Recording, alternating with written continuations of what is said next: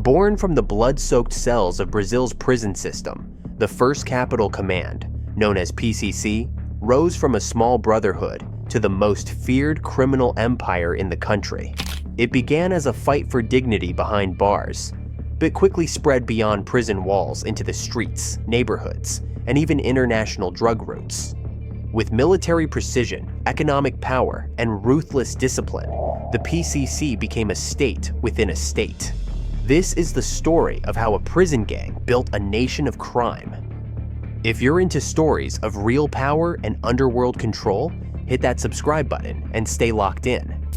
It all began in the early 1990s in one of the harshest prison environments in Brazil, deep inside the Taubaté Penitentiary, a high-security facility in the state of São Paulo. A small group of inmates decided they had had enough.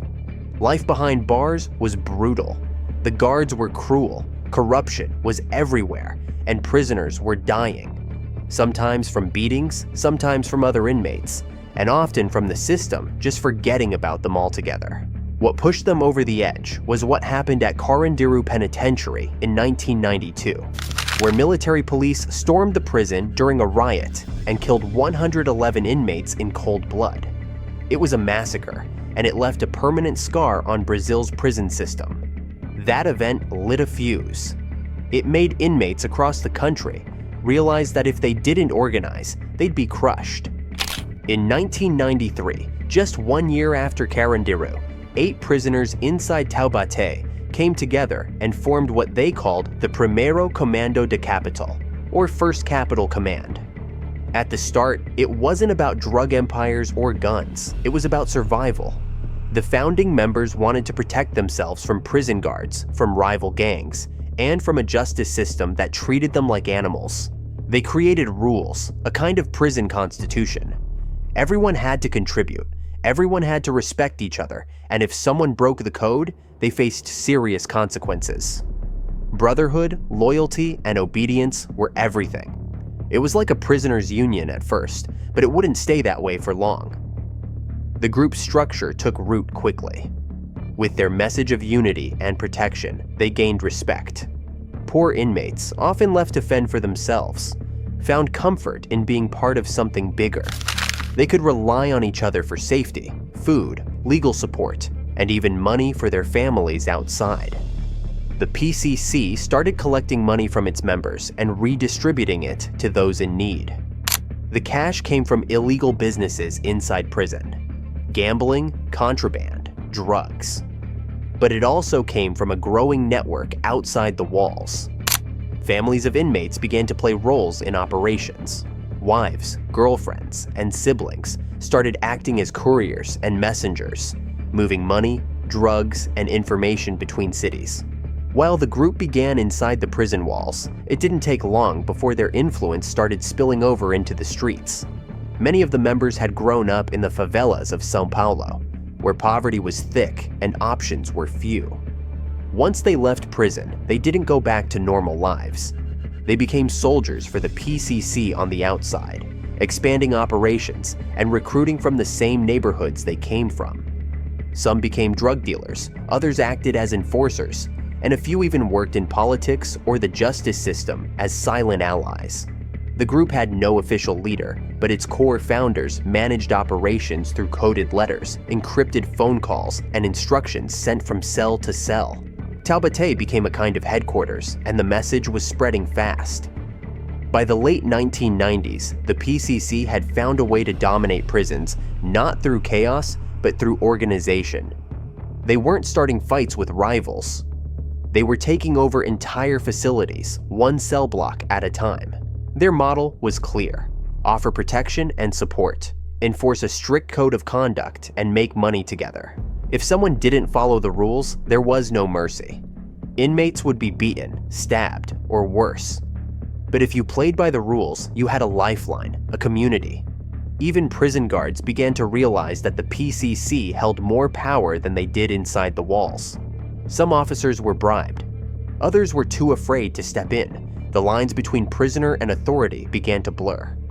One of the key moments in this early stage came when the PCC started organizing prison rebellions.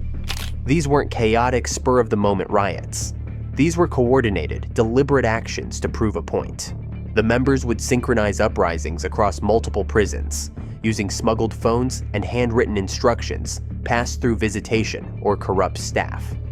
One small disturbance in a São Paulo prison could set off violence in dozens of facilities across the state. It became clear that this group wasn't just a gang, it was becoming a movement. The public, the government, and law enforcement were starting to pay attention, but no one really understood what they were dealing with yet. Outside prison, Brazil was going through its own crisis. The gap between rich and poor was widening. Police violence was out of control.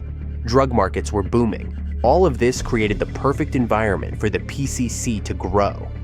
They weren't just offering protection to prisoners anymore. They were offering careers, income, and a sense of purpose to kids in the slums. In neighborhoods abandoned by the government, the PCC stepped in as enforcers, employers, even problem solvers. They helped people pay rent. They handled disputes. In some cases, they punished criminals the police wouldn't touch. For many poor Brazilians, the First Capital Command was more reliable than the state itself.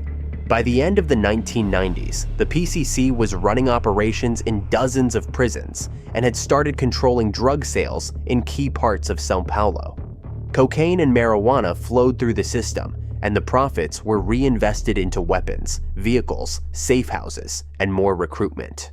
With that money came more influence, and with more influence came less resistance.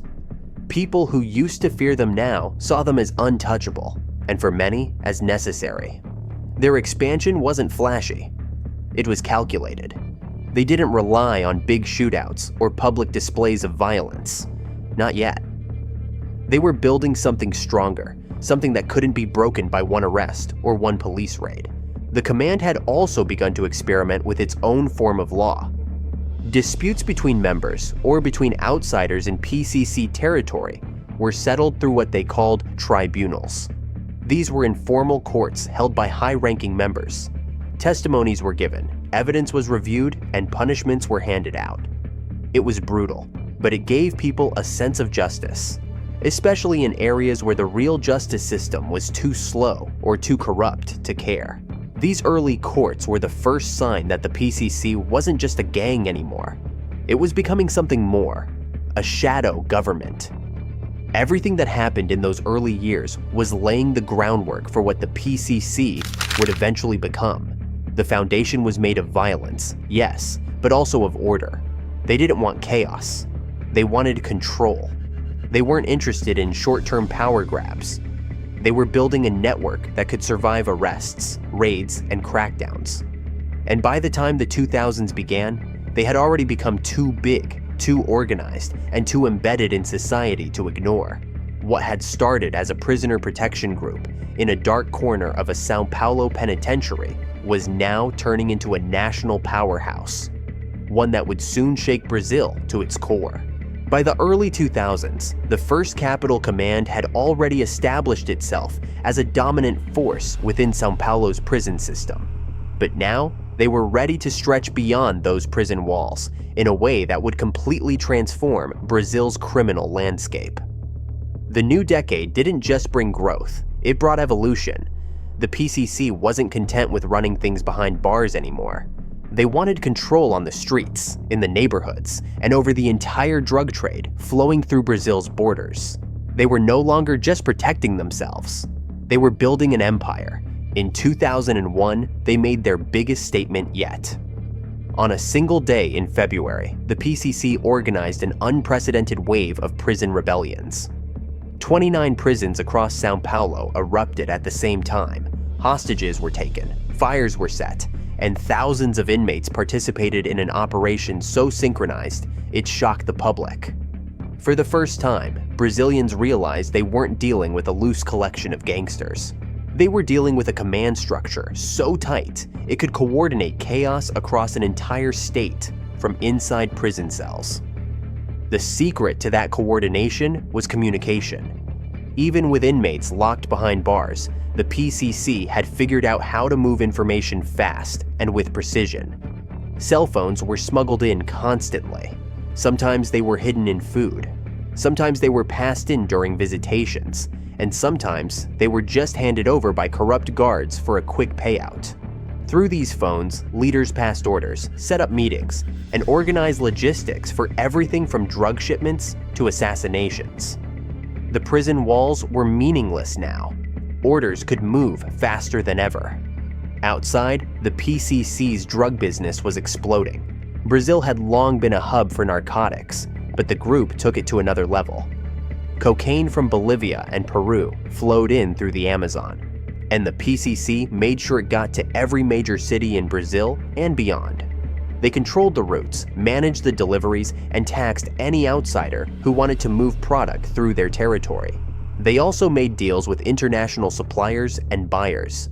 They were working with Colombian traffickers, smuggling drugs into Europe, and even starting to branch out toward Africa and the Caribbean. What started as a prison gang now had a stake in the global drug economy. But drug trafficking was just one part of it. The PCC diversified. They got involved in robbing armored trucks, looting banks, stealing cargo from ports, and running protection rackets. They began laundering money through businesses that looked legitimate on paper: car dealerships, bars, small shops, even churches. With this new cash flow came even more power. They could afford better weapons, safer hideouts, smarter lawyers, and larger bribes. Anyone who got in their way could be bought, or if that didn't work, eliminated. Politicians and law enforcement officers started to realize that fighting the PCC wasn't as simple as making arrests. The group didn't fall apart when a leader was taken out. In fact, they planned for it. Every key member had a second in command, and if that person went down, someone else was already lined up. It was like a business with a detailed succession plan, and since many of the top bosses were still operating from prison, they were nearly untouchable. They'd be locked up in high-security units, yet they still ran daily operations without interruption. The organization's structure was changing too. Instead of keeping everything under tight control from the center, the PCC started giving regional commanders more autonomy. These leaders were responsible for overseeing operations in specific cities or states, collecting dues from local drug dealers, and settling disputes. As long as they followed the PCC's code and sent money back to the leadership, they were allowed to run things their way. This decentralization made the group harder to take down. If one commander got arrested or killed, the damage was contained. The machine kept running. In the favelas and slums, the PCC's presence became more visible. They weren't just selling drugs or enforcing their own rules. They were becoming a part of the community. In neighborhoods where the government failed to provide even basic services, the PCC stepped in. They handed out food during holidays, paid for school supplies, and helped people cover medical costs. It wasn't just charity, it was strategy. When people relied on them, they wouldn't turn them in. When the police came knocking, no one talked. The gang wasn't feared so much as it was respected, even welcomed. They were the shadow government. They also ran their own court system. If someone stole from a member, abused a child, or betrayed the group, they were judged not by Brazil's legal system, but by the PCC. These tribunals operated in secret. Evidence would be gathered, testimonies were given, sentences were issued. Sometimes the punishment was a warning. Sometimes it was death. The idea was to show that the PCC delivered justice faster and more effectively than the state ever could. It created a sense of order, even if that order was built on fear. Violence, though, was always an option. In 2006, the PCC struck again, and this time it was even deadlier. In retaliation for the transfer of their leaders to isolated prison units, the group launched a wave of terror across São Paulo. Police officers were ambushed and killed. Buses were set on fire. Banks were robbed. Dozens of people were murdered. The attacks were so widespread and well coordinated that the city came to a standstill. Businesses closed, streets emptied. The government was forced to negotiate behind closed doors just to get the violence to stop. It was a turning point. The PCC had made it clear they could bring Brazil's biggest city to its knees. From that point on, no one could deny what the PCC had become. They were no longer just a gang. They weren't just traffickers or criminals. They were an institution, a parallel state with their own rules, economy, and military force. They didn't just react to the system. They operated alongside it, sometimes above it. And even when authorities managed to lock down one part of their operation, the rest kept moving without hesitation. By 2010, the PCC had spread its network to every major region in Brazil. They had members in nearly every state and alliances, with smaller gangs who operated under their banner. They even made inroads into Paraguay and Bolivia, securing control over important drug routes. The prison system had become their office space, their training ground, and their command center. And outside those walls, their grip on the streets was just getting stronger. The seeds they planted in the 1990s had now grown into a sprawling empire, one with no signs of slowing down. As the 2010s rolled in, the First Capital Command stood not just as Brazil's most powerful gang, but as something far more dangerous, an invisible empire with its own logic, economy, and code. The authorities knew the name PCC, but they didn't truly grasp its reach until it was too late. What began as prison brotherhood had matured into a criminal machine, operating across national borders, raking in millions, silencing opposition, and administering justice in neighborhoods where government presence was nothing but a distant rumor. But this decade wasn't just about profits and power. It was about fear. The PCC wasn't expanding quietly anymore. It was enforcing its presence with open displays of terror. In 2012, São Paulo once again became the epicenter of chaos. The state government had quietly begun a campaign to kill off suspected PCC members, targeting those on the group's blacklist. These were people flagged by intelligence units as mid-level players or enforcers. What followed was a bloody reaction that the PCC made sure the public couldn't ignore. Dozens of police officers were assassinated, many gunned down in their cars or ambushed near their homes. Civilians were caught in the crossfire. Buses were torched. The attacks weren't random. They were precise, coordinated, and intended to send one clear message. If the state came after them, the whole city would bleed. The government's response was confused.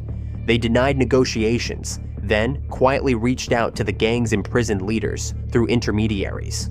Rumors of backroom deals spread. What was certain, though, was that the PCC came out of the violence even more feared than before. They had demonstrated, once again, that their control extended well beyond prison walls. Politicians began to think twice about crossing them. Police units understood that cracking down on one member could bring citywide retaliation, and in poor neighborhoods, people watched and listened and took notes. The message was clear. No one was off limits. During this time, the PCC tightened its grip on drug trafficking across Brazil's borders. Bolivia became a major partner, acting as both a staging ground and source country. Paraguayan cartels struck deals with PCC intermediaries to move product through hidden routes. These weren't sloppy deals. These were professional operations. Smugglers used rural airstrips, hidden compartments in trucks, and boats that hugged riverbanks across 3 countries. The PCC had its own logistics networks, its own military gear, and in many cases, better intelligence than the police. Border agents were bought off or threatened. Rival traffickers either paid tribute or were eliminated. Back in Brazil, the PCC began absorbing or wiping out rival groups.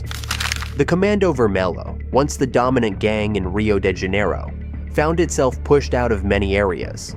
Smaller outfits were either folded into the PCC's structure or destroyed. The group moved like a virus, not through dramatic wars, but through quiet infiltration. A cell would set up in a new city, recruit from local prisons, bring in drugs, and take over the trade. Once they had the territory, they started imposing taxes, what they called the cause, on all criminal activity. Dealers who refused to pay were either warned, punished, or killed. Most chose to pay. The PCC's system of discipline became infamous. Members followed a strict internal code, and violations weren't taken lightly. Snitching, stealing from the organization, or even speaking out of line could lead to punishment. Sometimes that meant expulsion, but often it meant death. These rules weren't just for members in Brazil. They extended to anyone operating under the group's umbrella, even in other countries. There was a sense of order within the chaos, and that order was enforced with cold efficiency. At the same time, the PCC expanded its influence in federal and state politics. Money from drug sales and extortion made its way into election campaigns. Some candidates were knowingly supported by the group. Others received money without asking questions.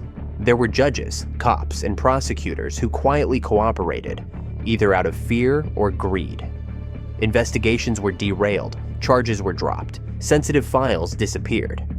In cities where the PCC held sway, corruption wasn't just a rumor, it was standard practice.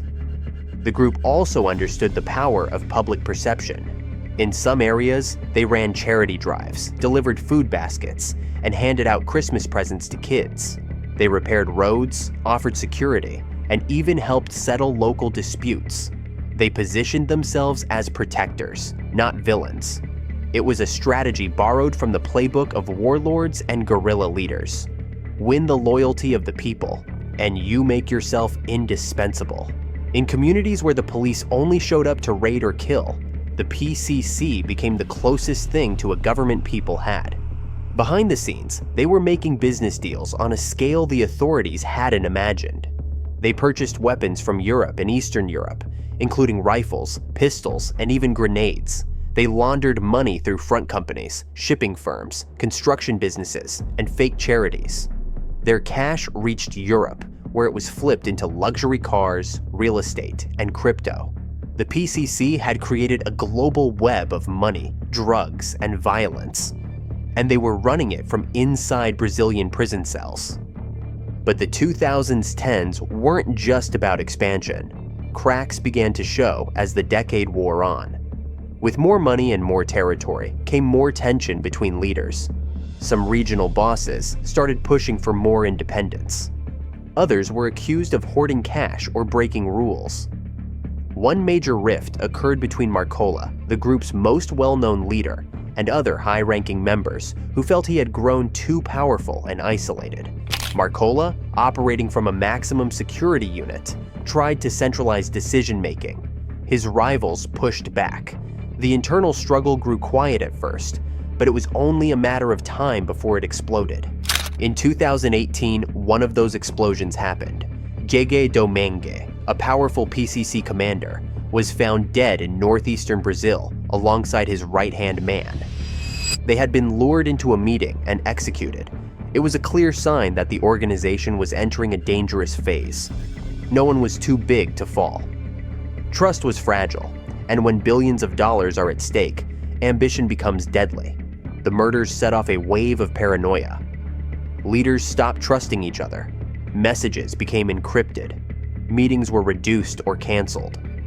The command was still powerful, but unity was fading. And yet, even with infighting and betrayals, the PCC remained in control of more of Brazil than any official institution. They had a hand in every major drug shipment, a stake in dozens of criminal networks, and a say in what happened in cities from São Paulo to the Amazon. They didn't need to announce their presence. People already knew. Every burned bus, every ambushed cop, every sudden riot inside a prison served as a reminder. The PCC wasn't going anywhere. As the decade closed, Brazil's government tried once again to clamp down. Leaders like Marcola were moved to isolated prison units in different states. New laws were passed. Raids intensified. But the machine kept running. Each new crackdown only reinforced what people already believed, that the PCC wasn't just a gang. It was an institution, built in the shadows, fed by corruption and poverty, and protected by fear. The question wasn't how to stop them anymore. It was how to live with them. And that question still haunts Brazil today. By 2019, the First Capital Command was no longer hiding in the shadows. It didn't have to. Everyone in Brazil, from politicians to police, to the people in the favelas, knew who they were. But with that visibility came something the PCC had long tried to avoid: exposure. The more powerful they became, the more cracks started to form within their structure. What once operated like a tightly run military unit began showing signs of internal war. Leadership, once centralized and feared, began to fracture under the weight of greed, paranoia, and betrayal. The murder of Gege Domingue and his lieutenant was just the beginning. It proved that high-ranking members could turn on each other. The killings weren't ordered by outsiders. They came from within. Tensions had been building between factions loyal to Marcola, the group's most visible leader, and those who felt he was hoarding power and money. Marcola, locked away in solitary confinement, but still issuing commands, represented the old guard. Others, especially commanders in the north and northeast, wanted more autonomy and bigger shares of revenue. The PCC had grown too big for its original model. It no longer made sense for every regional operation to answer to one man behind bars. To deal with the brewing conflict, Brazilian authorities launched an aggressive campaign. They started transferring major PCC leaders, like Marcola, to high-security federal prisons in remote areas. These facilities were built to prevent communication. Thick concrete, electronic jamming systems, and tight surveillance cut off phone access, leaving prisoners completely isolated. The idea was simple: if you sever the head, the body will fall. But the PCC had anticipated this. Their decentralized model, with regional leaders operating semi-independently, allowed them to keep running even when top figures were silenced. Outside the prisons, the group was still expanding. In northern Brazil, especially in border states like Acre and Amazonas, the PCC was at war with local gangs and rival organizations like Comando Vermelho and Familia do Norte. These weren't symbolic battles. They were bloody turf wars involving mass killings, executions in public, and bodies dumped in rivers. The Amazon became a corridor for cocaine trafficking, and whoever controlled the river routes controlled the cash flow. The PCC sent in foot soldiers, bribed local officials, and slowly took control of key towns. In many areas, the government was nowhere to be seen. PCC members patrolled the streets with rifles. They decided who lived and who died. Internationally, the group's reach only grew stronger. In Paraguay, they were blamed for a series of bold attacks and massive prison breaks. In one case, over 70 inmates escaped a high-security prison near the Brazilian border, many of them tied to the PCC. Authorities later found underground tunnels and stockpiles of weapons. In Bolivia, Brazilian cartel members were showing up in major cities, acting as middlemen between producers and smugglers. Cocaine was being funneled not just into Brazil, but overseas, hidden in fruit shipments, cargo containers, and even frozen meat exports. European ports became prime targets, especially in Belgium, Spain, and the Netherlands. The PCC had built a global supply chain that law enforcement couldn't keep up with. Back home, however, cracks continued to grow. With so much money at stake and no clear chain of command, disputes turned into feuds. Regional bosses began skimming profits or refusing to send the required dues to the main command. Loyalty, once the group's backbone, started to erode. Some factions broke away entirely, forming new groups or aligning with former rivals. Splinter cells emerged, many of them just as violent but less organized. The result was unpredictable violence, especially in Brazil's northeast and central west regions, where murders rose and alliances shifted by the week. The PCC responded the only way they knew how, by tightening their internal code. They ramped up punishments for betrayal. They held secret trials in the streets and inside prisons. Suspected traitors were executed in front of their peers. Messages were passed to remaining loyalists. Obey the command or die. It wasn't about ideology anymore. It was survival. The group was trying to hold itself together while staying ahead of the government, rivals, and their own members. Yet despite all the bloodshed and internal politics, the PCC didn't collapse. It adapted. In some areas, they returned to quieter tactics, focusing on money laundering, tax collection, and bribing local officials instead of making noise with violence. In others, they continued with brute force. What remained consistent was their ability to move in and fill the vacuum wherever the state failed. If the police weren't around, they would be. If there was no justice system, they would enforce one. If people were starving, they would provide food, but at a cost. As the pandemic hit in 2020, the PCC saw new opportunities. While the rest of the country struggled with lockdowns and rising poverty, the gang distributed care packages in poor neighborhoods, enforced curfews, and kept streets quiet. It wasn't out of kindness, it was marketing. They wanted people to see them as the real authority, the ones who stepped up when the government didn't. And in many places, it worked. Local communities didn't just tolerate the PCC, they protected them. Now, years later, the first Capital Command is still here. Fragmented maybe, bloodied, definitely, but not broken. They remain Brazil's most powerful criminal organization, with a presence in nearly every state, ties to international traffickers, and deep roots in society. They're not just a gang, they're an institution, operating in the shadows of democracy, funded by cocaine, armed with assault rifles, and wrapped in a flag of silence. The prison walls that once contained them have become their base of power, and even as the government tries to fight back, the PCC continues to evolve, adapting to every threat, every change, and every crack in the system that made them possible in the first place. The PCC didn't just survive the violence, betrayals, and crackdowns. They thrived in the chaos. From controlling cell blocks to running global drug operations, they rewrote the rules of organized crime in Brazil. Today, their name carries fear from São Paulo's favelas to the ports of Europe. What started as a prison uprising is now a shadow empire, and the question remains, can anyone stop them? Or have they already won? For more deep dives into the world's most powerful gangs, cartels, and hidden empires, don't forget to like, comment, and subscribe. We've got more unbelievable stories coming your way.